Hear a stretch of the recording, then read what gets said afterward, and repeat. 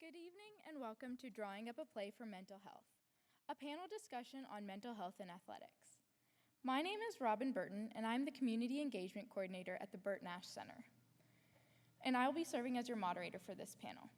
Before we get started, I would like to thank our sponsor, Richard Holman from Holman Needle and Ink, for generously supporting this event. Events like this would not be possible without wonderful community members like you.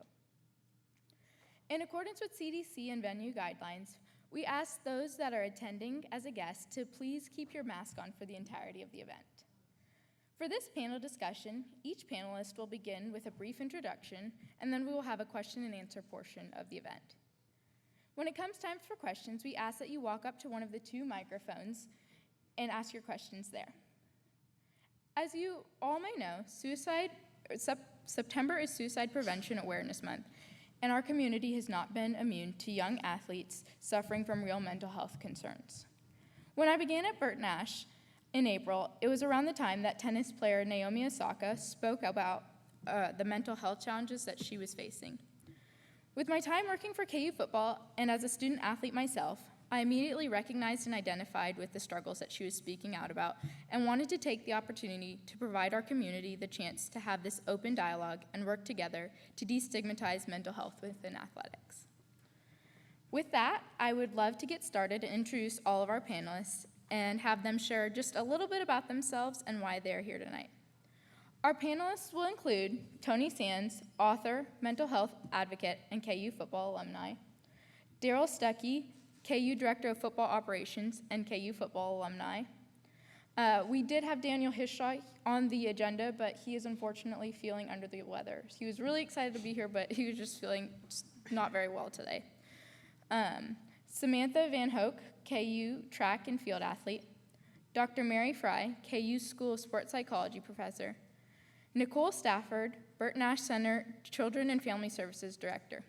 Nicole graciously agreed to be here tonight with us in place of Katie Coldham, who is a working mom with two kiddos that she needed to stay home with tonight. And then last but not least, Audrey Trowbridge, Lawrence Free State social worker and Lawrence High School head track and field coach.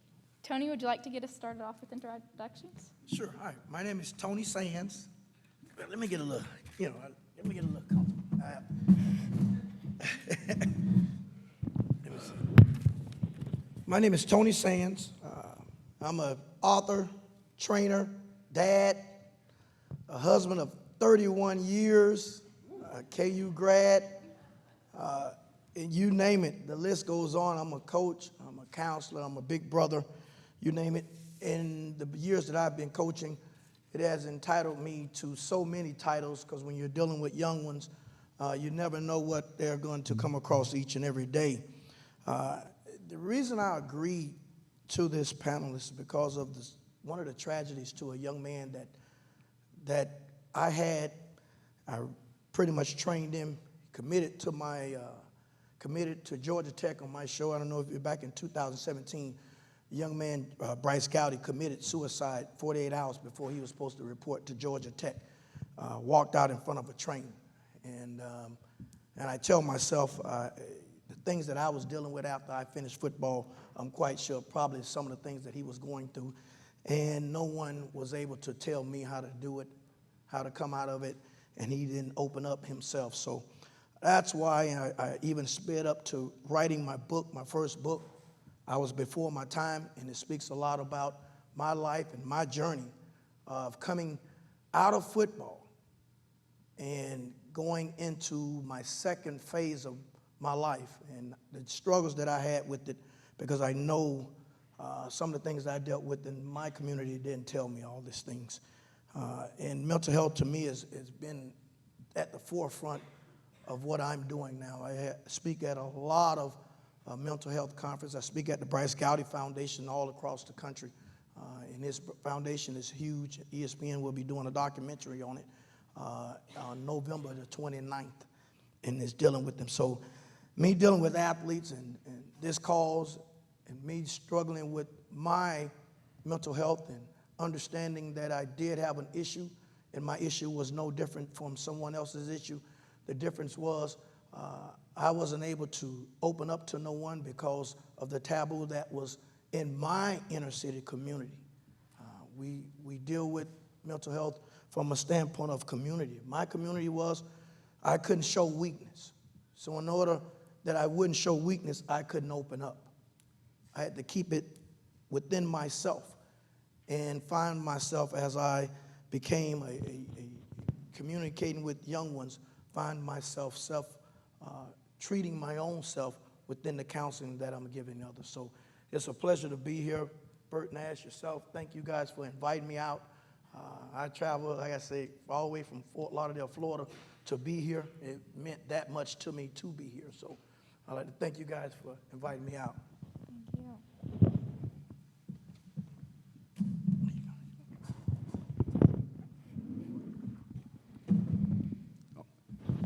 I'm just glad I get to share a stage with you finally. And I ain't got to tackle you. My name is Daryl Stuckey, the Director of Football Relations at University of Kansas Football. And it's just a great opportunity to do life with our players. But before I get to that, I am happily married of 11 years, and apparently 20 more to go to catch up with you. But apparently, like football, you'll keep running and I'll keep chasing. But the greatest thing about life is that we're all created to have a sense of belonging, to want to belong.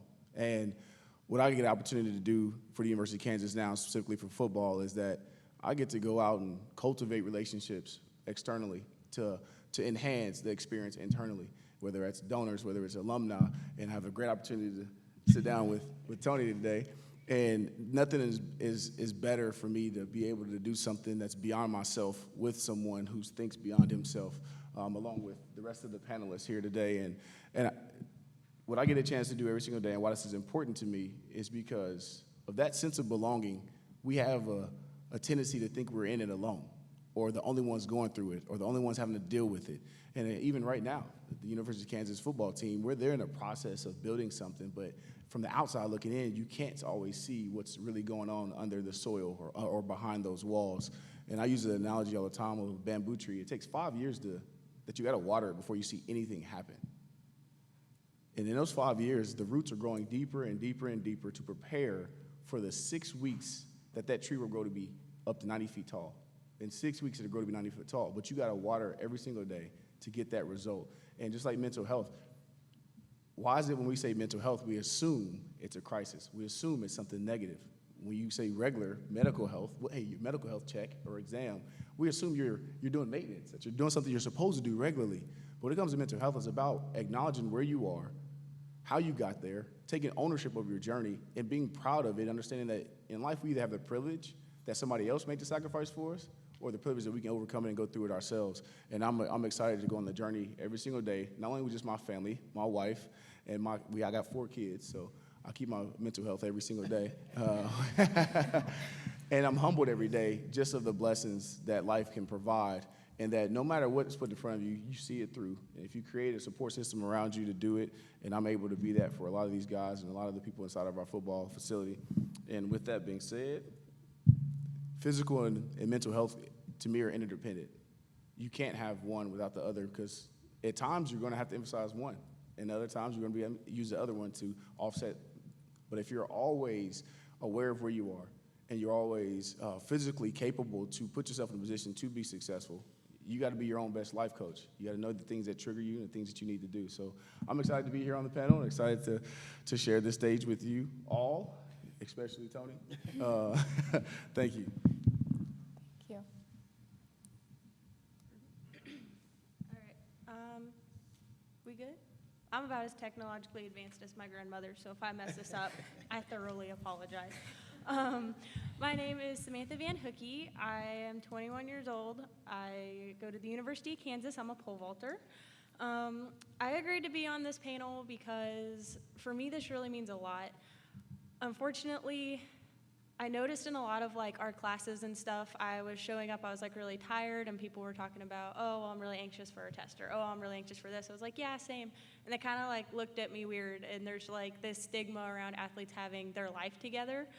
And I kind of have to laugh because as far as like nervous wrecks go and having their life together, I don't really think people see like behind the scenes and people before game day, or everybody on the line before a race, and you're all talking to each other like, oh my God, like I can't feel my feet, I can't feel anything, what's happening, and everyone's all jittery, and it's just really interesting, and it means a lot because honestly without athletics, I don't really know where my mental health journey would be. So I have pretty much had like anxiety and OCD for about 20 years now-ish, roughly. I'm 21, so if you can have it as a toddler, there you go. But I didn't even process that until about my junior and senior year of high school, whenever I had to give up art and I had to stop playing volleyball because I wanted to focus on track, and next thing you know, everything started getting really discombobulated, I guess you could say. And then it was just kind of weird. I'd never really noticed it. And then I got here to the University of Kansas and started talking to my academic advisor, my sports academic advisor, athletic advisor. Started talking to her, and then through the resources through the athletic department, they got me where I needed to go. They got me evaluated, and next thing you know, I essentially had this sheet in front of me that's like, hey, you're not crazy. This is actually what's going on. And I was kind of, I don't know, I kind of looked at it. I'm like, excuse you, how dare you talk to me for 10 minutes and give me a sheet that explains my whole life?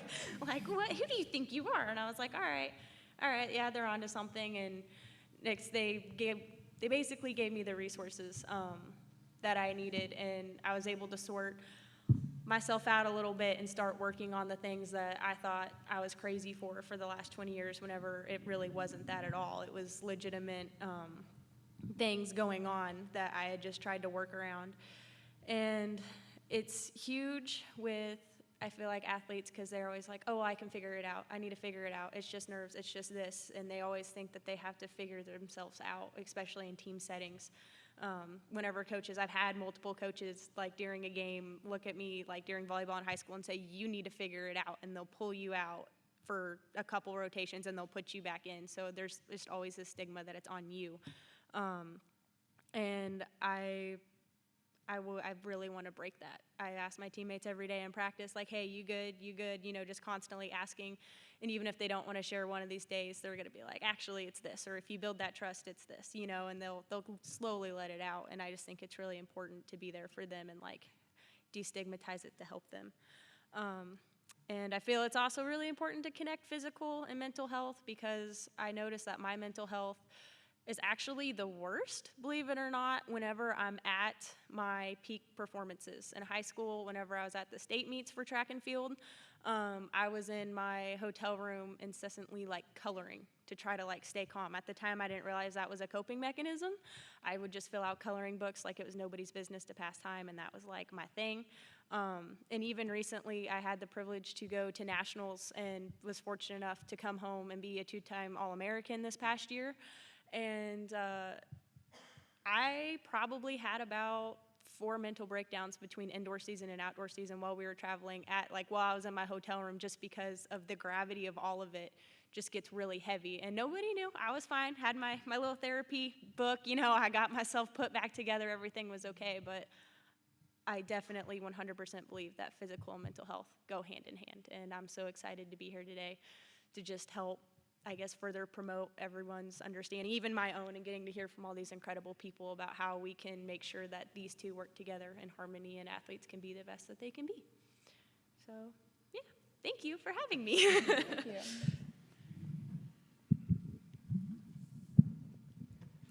Thank you to Robin and Emily, to Bert Nash, and to our sponsors for organizing this panel on such an important topic. I feel that I have the best job in town. I am the director of the KU Sport and Exercise Psychology Lab on our campus, and I also oversee our graduate program. And I wanted to spend the few minutes I have just telling you a little bit about the services that we offer and how we spend our time. I would describe the services that we have as sort of a coming in on the front end of mental health. We spend a lot of time helping athletes develop strong mental skills, and by that I mean skills that help them use goal setting or use mental imagery to see themselves being more confident and see themselves having strong skills, to help them focus their attention, to control their level of arousal in competitions. We do a lot of team building to help them become better teammates that can support each other well. And unfortunately, we see a lot of athletes that haven't had the chance to really develop a strong foundation of these skills.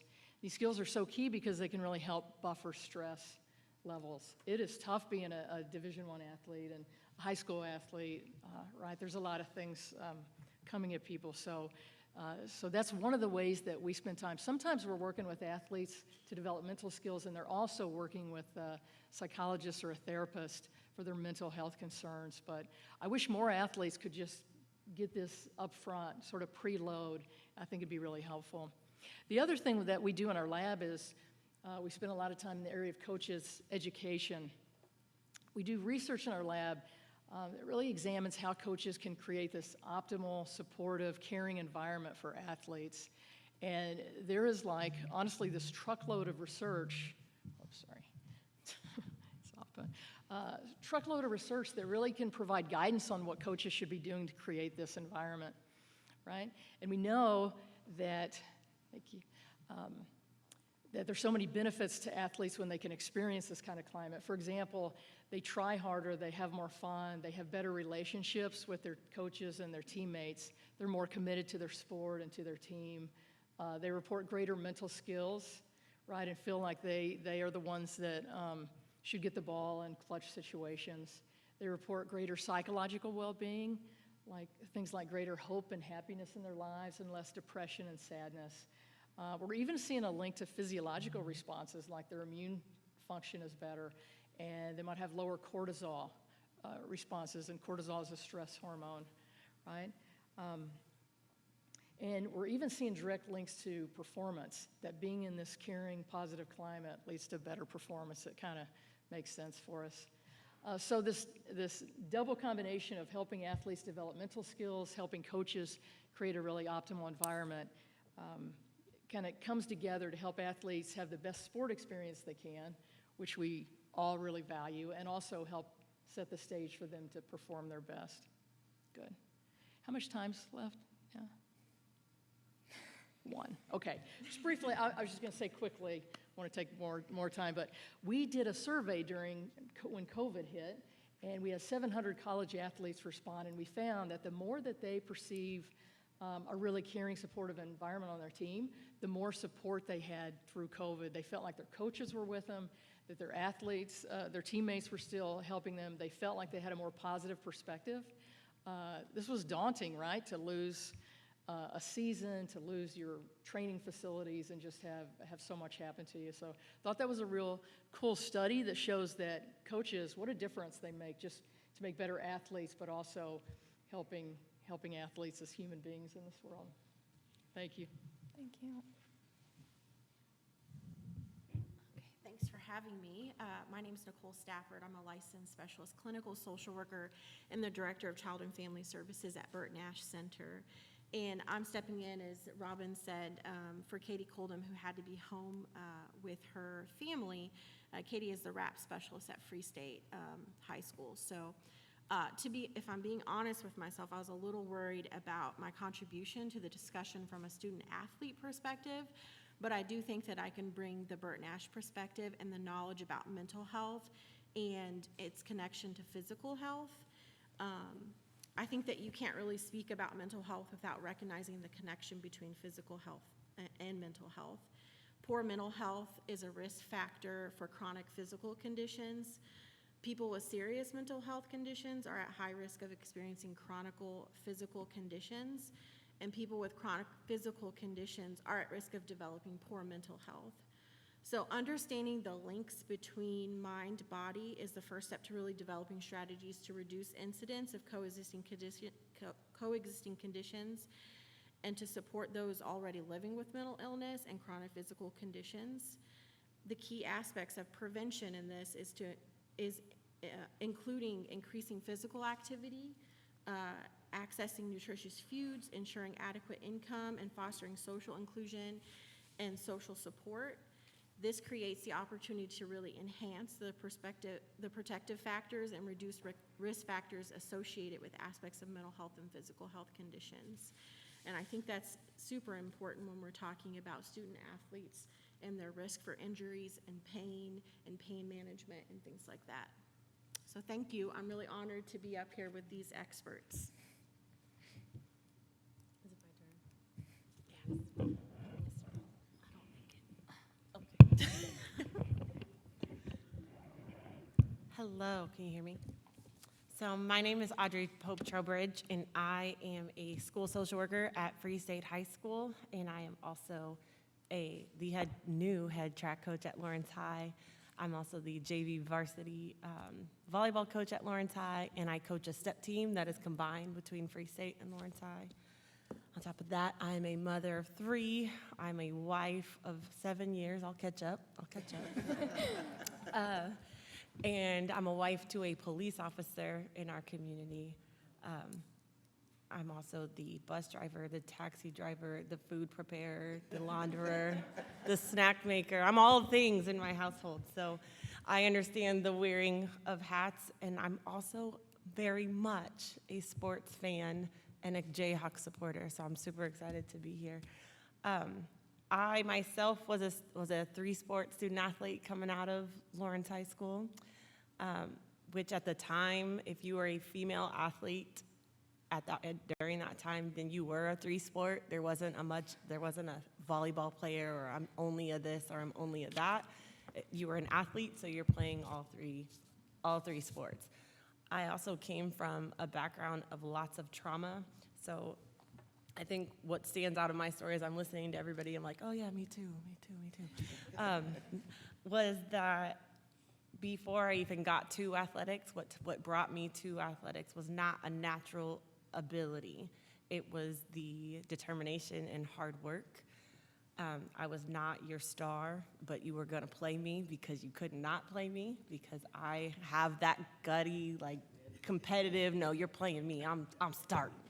And I did every game.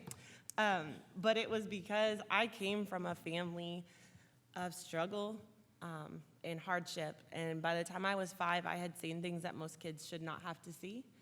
And luckily, I'm a product of this school district. I'm a townie, 5-generation townie. Because of that, at 5 years old, I was signed up to have a counselor speak to me once a week at school from the age of 5. And I say that only to segue back into, so from the age of 5 years old up until 6th grade at the time was the end of elementary school. I had the same counselor. Her name was Pam Newsome. And this is before I ever started playing sports, but she was my person. She was my relationship. She was my grounding. She was my person to get me through the things that I had been going through.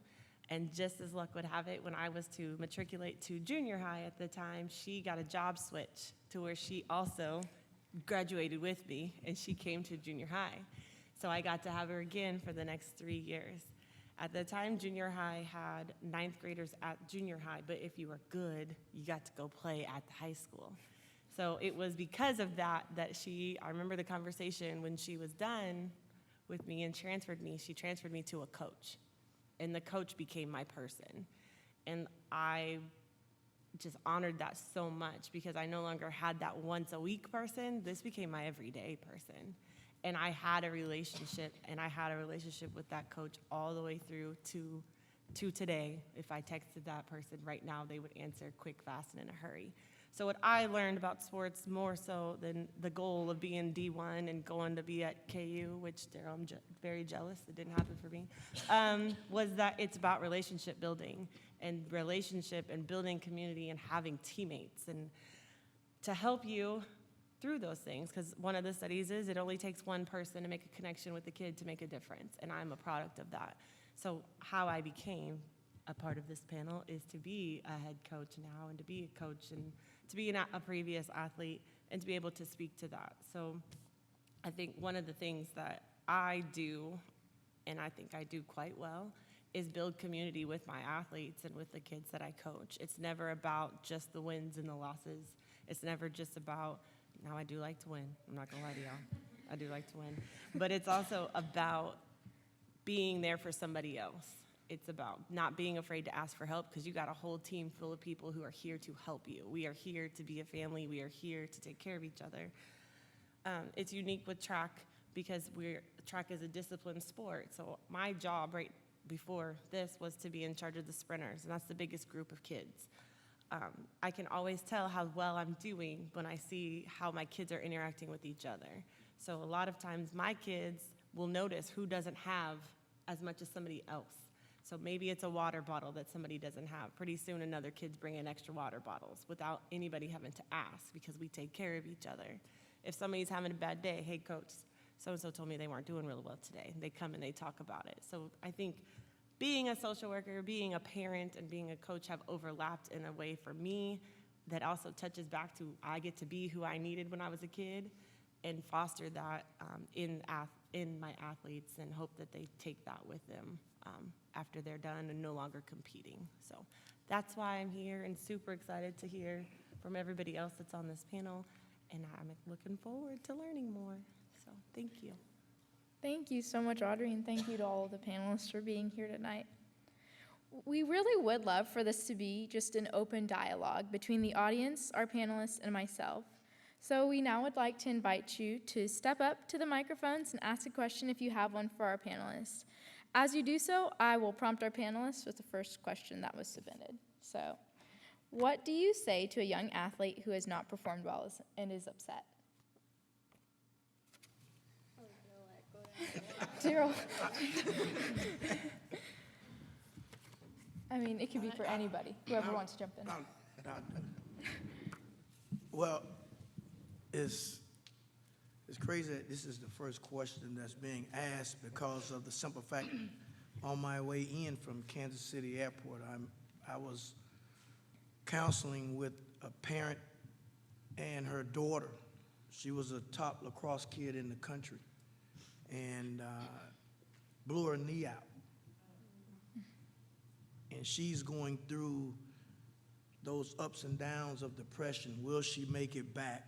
Schools are pulling out on her. So we're dealing with her on her emotions of dealing with just how to handle that. We've come to a conclusion that we're going to pull her out of the recruiting process to help her mentally first, get her back physically, and then open back up her recruiting process because each time we build her up, the recruiting process takes her down. So we've come to, as a team, her parents, myself, said we're going to pull her out of the recruiting process, cut off all the phone calls to universities, and build her up mentally and physically to help her deal with what she's dealing with the knee injury. Thank you. Darrell, do you want to jump in? For me, it's realizing first the triggers. Before you can ever focus on the physical part, you got to kind of get a layout of where they are mentally. And in that same sense, for me, I'm not an expert. So usually, I am trained in mental health first aid, but I'm not an expert when it comes to the different techniques. But knowing your triggers, knowing what causes you to have your ups and downs, and when you can consistently find a way to be consistent when it comes to your mental approach and your confidence in yourself, it's not the result that makes the athlete, it's the athlete that makes the results. If you focus on the result the entire time, the results are a byproduct of your actions. And for me, when I talk to my athletes, it's allowing them to understand what they have control over. You can't always control your opportunities, but you can always control the momentum. You can control your preparation. You can focus on the little things. For every one negative criticism you give yourself, you should write down 3 things you did right. And focus on the journey and the tasks, not the results. Because if you spend too much time with one eye on the game and one eye on or competition and one eye on the scoreboard, you're probably going to do things 50% slower. And the reality is the scoreboard doesn't dictate anything except the result of your actions. And if you focus on the actions, you're usually going to see the results. But why do you love doing what you're doing, and why are you doing it is the first thing. You doing it for the results, or are you doing it because you enjoy what you're doing? Absolutely. Thank you. Does anybody else have anything that you'd like to add? Go ahead. Yeah. Something that I think, I heard it was a young athlete. I don't know how young is. If we're talking like Little League or like high school or what we're talking. But I think a really cool thing that I heard, okay, I got a couple little things. I'll try to make it quick, you're sorry. good. Is that, so I'm like a perfectionist, and if I didn't do my thing, and because if you play a team sport, it's kind of easier to go, well, she didn't do this, or they didn't do that, and it screwed us over. Or if they're in an individual, like mine's completely individual, if I miss a bar, I missed a bar because I didn't run with the stick to do the thing, and I messed it up. Basically, I didn't judge it right. And I was really down after a meet, and we have this, he's an awesome coach. We call him Coach Andy because he's Russian. I can't pronounce his last name. But he's this Olympian from back in the day, and he's this older dude, and he just saw I was just like running through my head everything I did wrong. And he just looked at me, and he's like, "What's wrong with you? Smile." And I was like, "Oh, I'm good. I'm just reviewing." And he's like, "It happens. It's an up and a down. It happens." And for some reason, after he told me that, just that coming from him, to like as a reminder of you were not always going to have your best day. So like reminding him, well, I don't know, Chiefs fan, Patrick Mahomes had a bad day. Whenever he had a bad day, he's pretty good, so that's not really fair. But just being like, well, this is this person. Did you know they had a bad day here, or they had a bad day here? Or something that I think is really helpful is if they are younger and they're all kind of like worked up, just using more of like positive words of like, well, we can't change it, but where can we grow? Or like, what did we learn? And like, instead of saying, what did we do wrong, changing it to like, well, where can we grow? You know, or like, give me 4 things that you did do good. Now, where can we go from here? Or what can we add? Or how can we move forward? Instead of being all like caught up on it, just kind of giving it the positive of, well, you're not the only one. Everybody else does it. But on the bright side, this let us like see your weaknesses so it doesn't happen again. So we can work on it and move forward and we won't have it again. So that's where I'm at. Thank you. Do we have any audience members who have questions? Oh, perfect.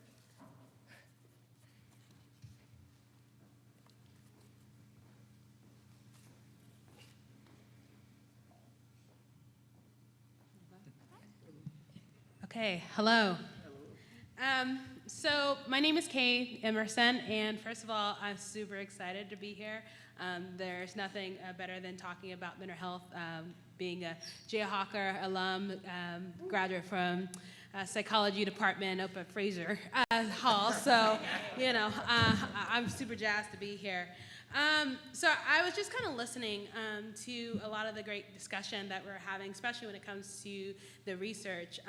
Just saying that, you know, what we are learning is that when we have these climates that you're able to cultivate, our athletes are being able to really kind of wade through the trauma and just the mental struggles that just come with life and also come with being an athlete. So my question gets to how do we support our students in our school district as they are growing up and being athletes? So when they are coming into first division, second division, third division, there's lots of divisions. I don't know them all, I'm sorry. What can we do to help support them so we don't have to spend so much time preloading? I think the word that you were using. So that's my questions to the panel today is how can we cultivate the great things that we're doing here in our district so we're not running behind? Thank you. Oh, I guess I stand. Whatever you'd like to do. Okay. Good, that was pretty research-based. Do you want to go ahead? I think that's a research one. Kate, thank you for that question. I think one of the things that I would say that we know from research is that there's kind of these 5 pieces of creating a positive environment. And I think the more that everybody can reinforce it, so it's not just the coach, but parents can help with that, teachers can help with that. And so I'm just going to run through these real quick. But one is, if we could just help everyone focus on effort and improvement, their personal effort and improvement, and if we talk less about wins and losses and outcomes and things we have less control over, and just express, I'm proud of your effort, I see your effort, I see your improvement. I think that's a biggie. A second one is just trying to send the message that we really care about each person. We genuinely are there to listen. Exactly what Audrey was saying, how cool to have people in our lives who do that and to create this mutual kindness and respect that you see with everyone. Another one, I didn't pipe in just before, but to really emphasize that mistakes are part of learning, right? If we're not making mistakes, then we're probably not being challenged enough, right? Mistakes are not a bad thing. Most of us, we look back in life and we just had a lot of growth and development from mistakes.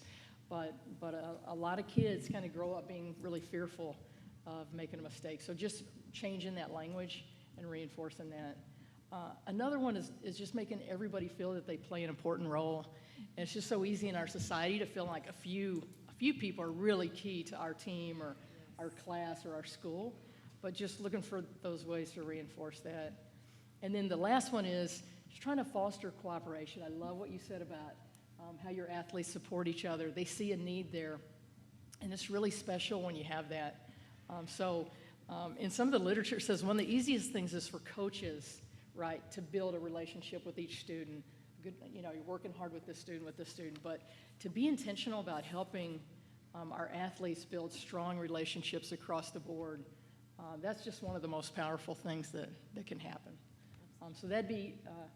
And if I would ask one more question, more specifically to Lawrence and just the resources that we have here, are there any partnerships that we can be looking at and exploring to kind of help support our teams and our coaches here locally? So, do I need it? Can you hear me without the microphone? No? Okay. I always think I'm so loud. But thank you. Coaching voice, mom voice is not carrying like I think it is. Okay. So what's available currently, we have the RAP program, which we have RAP workers in every building, every school building, I believe, in our district. And so RAP workers are counselors that are available to every student, any student. There's up to 3, I think you could speak. Katie works with me, so I know it's up to 3 before you have to get your parent to sign off on it, and then it has to be parent has to approve it. Each student in our district is also assigned a guidance counselor, so they have access to a person who is trained in some type of mental health field as well. And then coaches, so what I'm working on currently is to try to get a panel together that I would hopefully lead to help all of our coaches to also go through something similar, to hear the things like the research about what fosters a learning environment or supportive environment for the mental health of our students. I would love to partner with Bert Nash, and now we're gonna be in contact, to make things like that happen.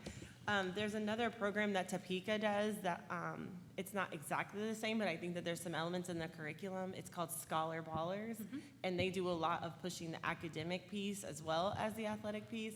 And so I think we could kind of combine some of these curriculums and see if we could start something here in Lawrence. But currently, if we're talking about what's available for a student right now, they all have a guidance counselor, and Bert Nash is in all of our buildings right now. It is important to know that they were trying to take Bert Nash out of our buildings in December, so fight against that, because that's a huge resource for our student athletes, and I know that I have had student athletes who use Bert Nash services as well. So, Well, thank you. I think I just want to speak a little bit to the Bert Nash and the Lawrence Public School collaboration. I think that there's a lot of things that Lawrence Public Schools is doing really well to support student mental health in general, but that also includes their student athletes. They have mental health teams in all of their schools that provide various levels of mental support for students, either one-on-one or through social emotional learning in the classroom. They provide mental health personal development days for staff to help receive mental health support or to help receive education about ways to support mental health with their students in their classrooms. We do have RAP in almost all of the schools, but there's 3 RAP specialists that share 6 elementary schools. There's RAP specialists in all of the middle schools. There's 2 RAP specialists in each of the different high schools. And again, I think that their focus is on the general education classroom and supporting students who are maybe needing that support prior to a more restrictive environment. We also have our Building Bridges program through that we work with Lawrence Public Schools, which is a direct referral from the school to Bert Nash to provide support to those students who have been identified as need, whether that's attendance, whether that's behavior, whether that's those internalizing behaviors or externalizing behaviors. So there's lots of reasons why their mental health team would meet to support that student and then make a referral to us.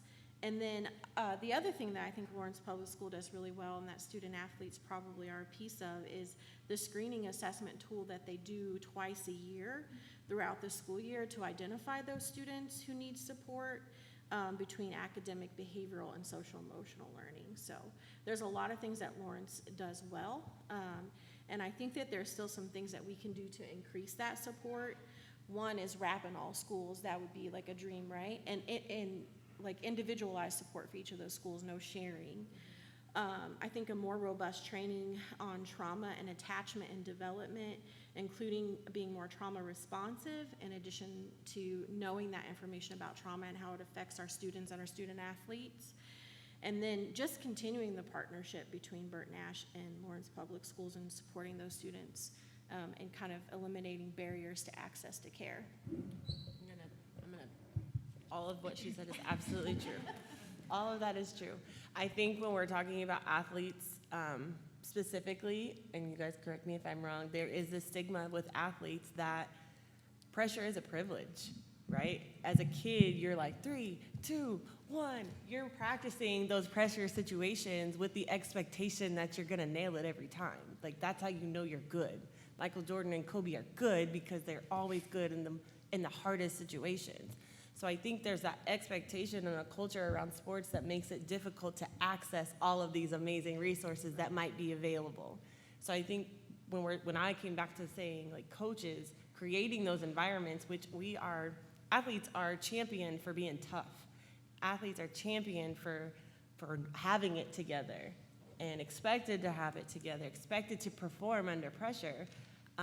As much as I love my sports, I'm screaming at the TV too when I think that they're not doing what they should be doing. Because not a D1 athlete, still screaming at D1 athletes. So I think changing the culture, changing the conversation, creating an environment where it's okay for an athlete to say, you know what, I'm struggling, and pressure is a privilege, but it's still pressure. And I need somewhere to talk about that pressure and helping them access the resources. Because I think you can give all the resources in the world, If somebody doesn't feel like they're in a position where it's okay to access them, or they don't have access to them, then it doesn't matter, right? So I think it's twofold. One, you gotta have access, and two, you gotta be in a position where you're willing to access it. And so I think that's where that research of how do we create those environments, how do we get our coaches and our athletes and our parents and our fans to create a situation where a 21-year-old kid on the free throw line is not an idiot because he missed a free throw, right? Like, so I think we all have to do our part to kind of change the culture and make it better for athletes to be humans first before they're these superheroes with these amazing talents that some are gifted with and some are working their butts off just to have. So I think all of those things have to be true. Absolutely. Oh, yeah. Hello, everyone. My name is Meditha. I'm a grad student under Dr. Fry, also a video assistant for KU football, so really excited to be here. So my question is pretty much for everyone. In the past few years, especially the last 2 years, there's been a lot of things happening outside the field, starting with COVID-19 and then everything else just followed with it. And it affected a lot of teams and athletes. And obviously those affected the mental health part, which ends up affecting performance levels on the field. So my question for everyone is, like, what's the best way to make sure our athletes and our sports teams, block everything outside the field, especially in the past few years, and perform better? It's hard to block whatever happened, but at the same time, what's the best way to go about it, making sure our athletes are locked in?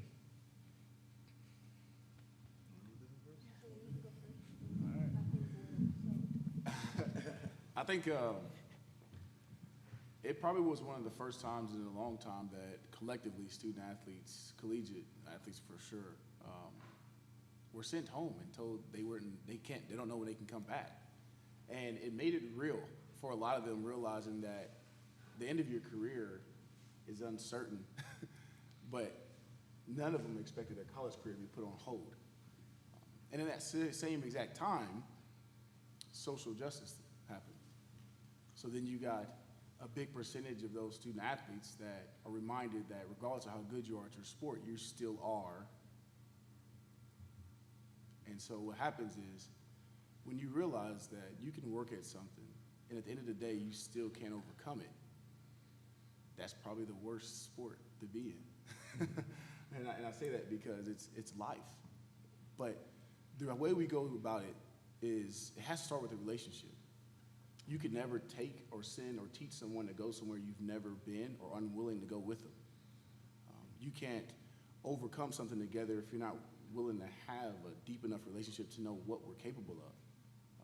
And at the same time, if I can't look someone in the eye and trust them, then how can I really give the right effort to do anything productive with them?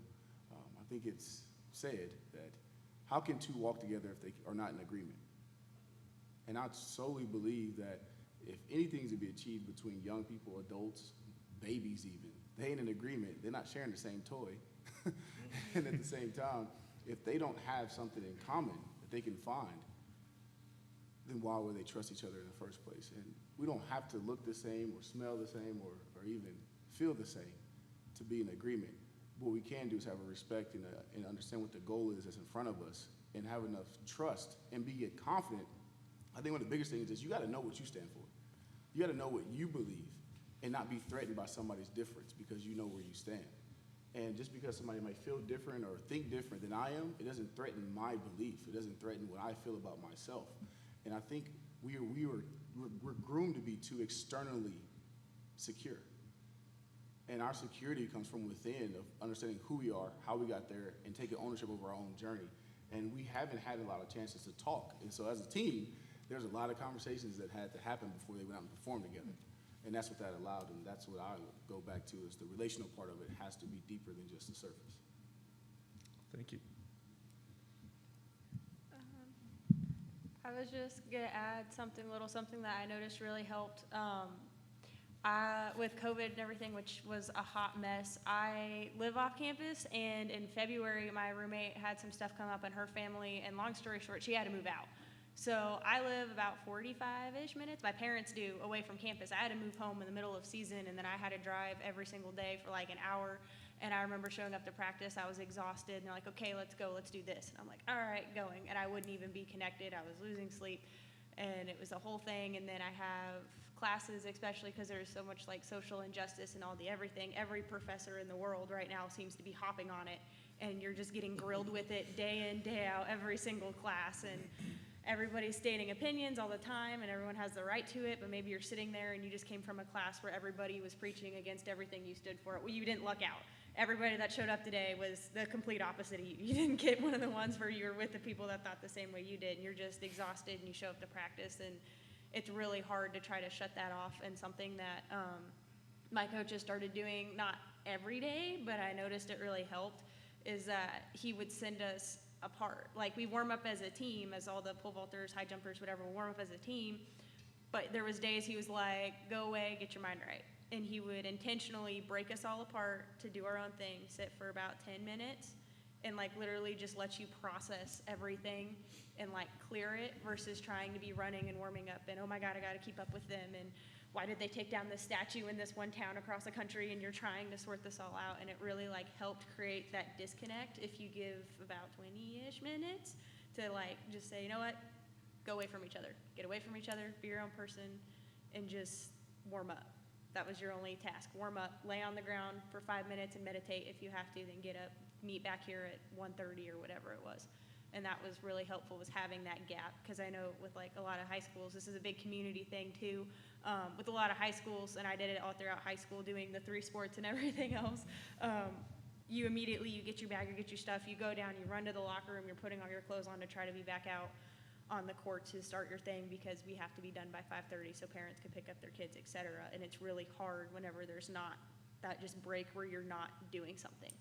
So having just that little break, I feel like really helped a lot of us. Those are some of our best practices I feel like I've seen out of everybody, was whenever there was that little break. There was actually like a physical difference you can see in everybody that I really strongly believe was contributed mentally with the little thing.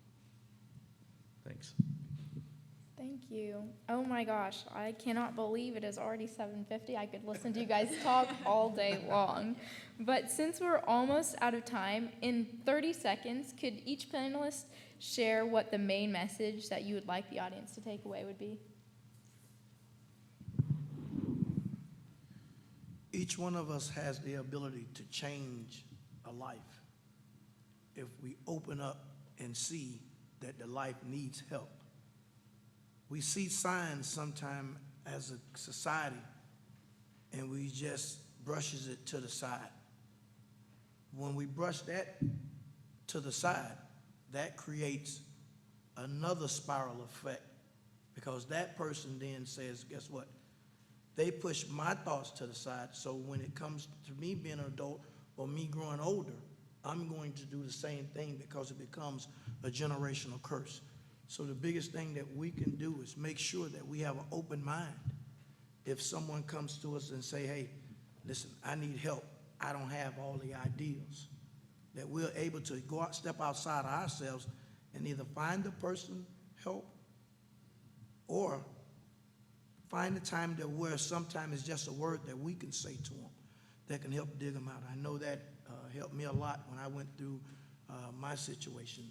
I was able to speak to other people who helped me find my way out of my dark times. So it's just being able to say that it's okay to say that I don't have them all, and being open mind to someone that comes to you and tell you that. I don't know if you left anything left. Sport hands us over to failure over and over and over again, until we either are consumed by it or learn to overcome it. We really never fail until we give up. But the biggest thing is that most of us don't realize how much sport is transferable into life. It teaches you how to fail and how to get back up and how to keep going. in a lot of cases, you can't experience that in life without it being detrimental, traumatic, or painful. We have to have the ability to have conversations, to truly mean it when we say, hey, how are you doing?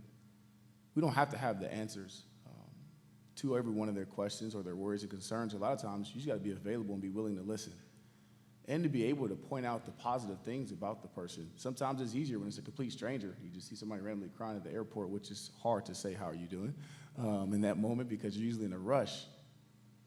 But if we approached every life that we had opportunity to come across as if they mattered, or as if I may be the only positive encouragement they hear today, I mean, it doesn't matter if they're an athlete or not. Even an athlete doesn't know when they can let their guard down. Some of the hardest times in my life was speaking in front of a crowd without a helmet on because there was no persona. There was no filter. And I think the biggest message is be relational and be intentional with how we go about our way of connecting with each other, because we all have a sense of belonging and all deserve to connect to each other and be interdependent in many ways. Thank you. That was really good. Now I'm nervous to go next.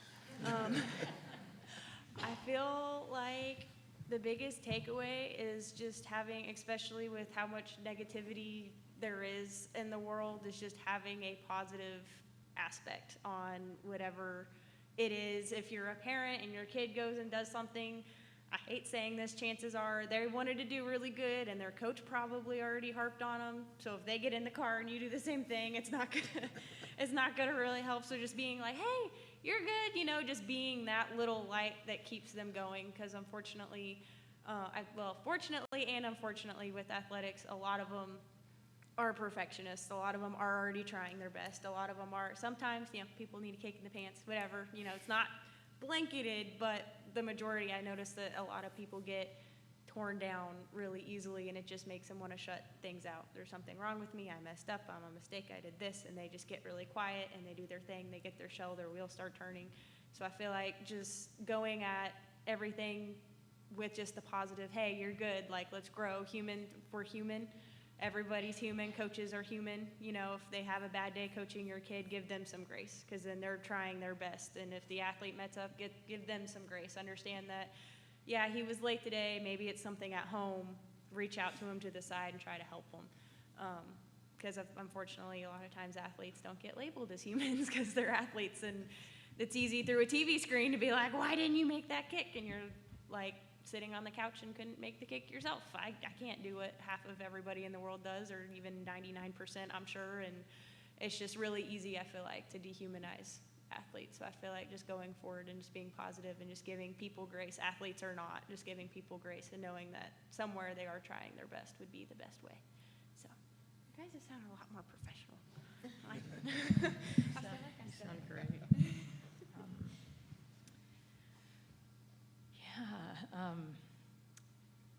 I'd kind of ditto what Darrell said, and as we've been doing research on how to create caring climates over like the last 15 years, I think one of the things that's clear is there's no just like simple list we just hand to coaches, here are the things you do, right? It's about forming deeper relationships every day and just working on it. And I think coaching is really hard, and it's easy to forget that sometimes. There's a lot of stress on coaches, and I would just probably want to remind coaches what a difference they make. And I think sometimes the caring stuff, the seeds they're planting, they won't be to fruition, right, for days and months and years to come sometimes. But just to be reminded that we know what a difference they make. So again, it's just been an honor to learn from the experts up here, and I think my takeaway for this evening, being a young student athlete in an urban core when I was growing up, is to understand the difference, or to understand that strength and improvement aren't just about physical traits. Like, our mental strength is important, and when we can't make the connection to how we're feeling both mentally and physically, we can't get stronger, and we can't improve, and we can't do better. And then also, I think, like, understanding how to tell someone to be mentally tough when they're struggling doesn't connect the dots and doesn't lend to being vulnerable and challenging the stigma. And so I think that message is really important when you're a student athlete and when you're struggling with those things. So I jotted down a couple of things. So my favorite, I guess my biggest takeaway, if you left here, what I'd want you to hear me say again was that pressure is a privilege, but it's still pressure. I think we expect athletes, student athletes, to be students first and the best and at the top of their game, and they give all of their effort and give everything for the greater good of the team. And that's what you're taught when you're an athlete. Even track and field, I call it an individual team sport, because we can't win a state championship, we can't win a team championship unless a bunch of individuals do a lot of really great things. You can be the best pole vaulter but not be on the podium with your team if the rest of your team doesn't perform well. So I think being a part of a team and telling athletes to grow up in this pressure is a privilege and perform can be very dangerous if we don't also acknowledge the pressure is still pressure, and you don't always know what a kid is dealing with behind that pole vault, behind that high jump, behind that 100-meter, that being a safety. You have no idea what that person is going through that might make performing at that moment harder at that moment.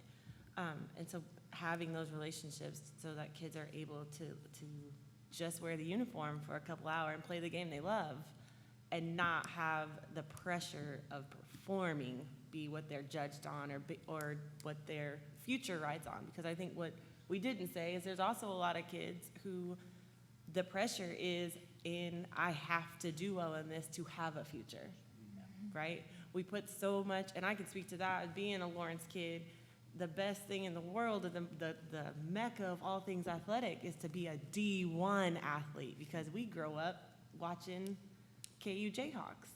To say you're going JUCO, that's not the dream, and there's almost a negative connotation to that. Like, that means you're not good enough. In this crazy world we live in, where somebody is still willing to pay you to play sport, you could get offered to play somewhere and still tell yourself, it means I'm not good enough because I'm not at KU. That's what the Lawrence kids are experiencing. That's what Lawrence kids grow up with in our community, because a KU athlete is a celebrity, right? Like, I mean, maybe not everybody's from here. I am born and raised, and I'm telling you what your kids are thinking. When they see a Daryl Stuckey, they're still, Daryl Stuckey, did you see Daryl Stuckey? It's a big deal. Did you see that guy? He just might be a tall black guy with blue sweats, and they're convinced that that guy, I'm just being honest, like, that guy is somebody, and we need to ask for his autograph.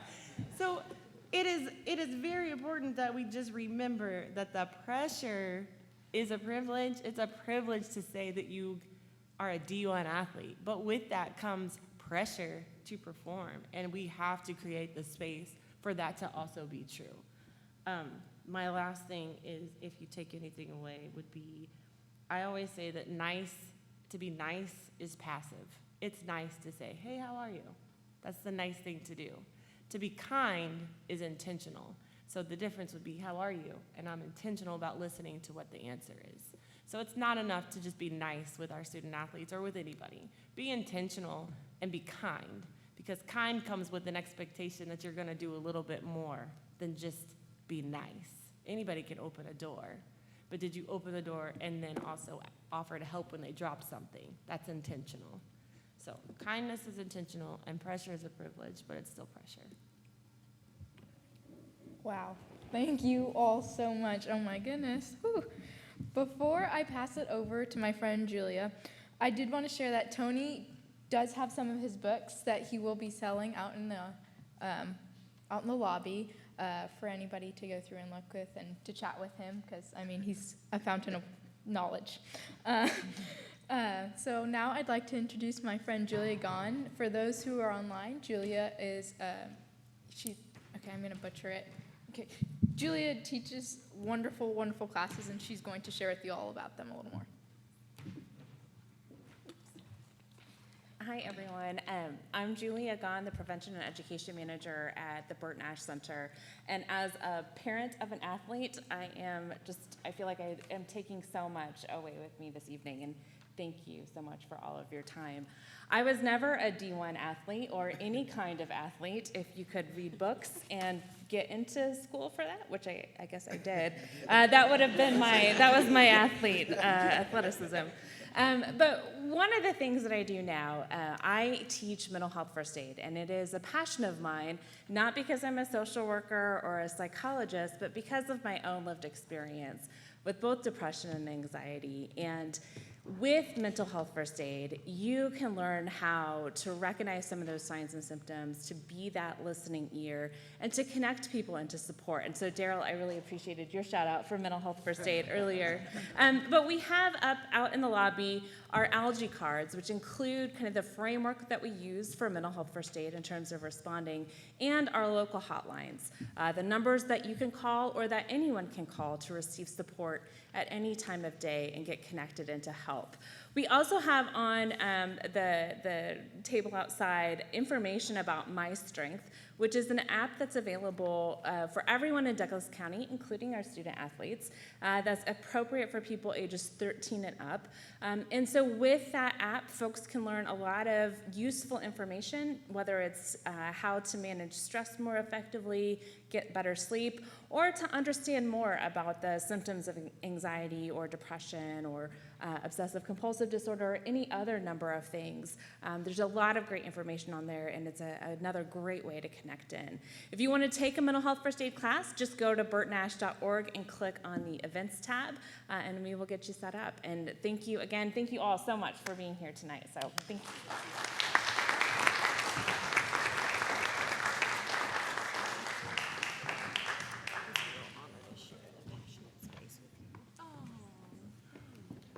Thank you all for coming out tonight, and really appreciate everyone on the panel sharing your experience and knowledge and your own stories with us this evening. We're honored by that. I want to thank everyone who attended tonight in person and those of you online. I want to thank the Bert Nash Center team for the work they did to bring this panel about. I want to also thank the Lawrence Art Center for the space tonight, and Maselli's for the wonderful hors d'oeuvres earlier. I want to thank the many Bert Nash Center supporters, both here tonight and out in the community, who make what we do possible. We have many volunteers, and many of them are here tonight. I want to thank them as well. And I want, again, thank Holman Needle and Ink for sponsoring tonight's event. If you have screen printing and embroidery needs, please reach out to Richard and his team. Thank you all. Be safe, stay healthy and well. Good night.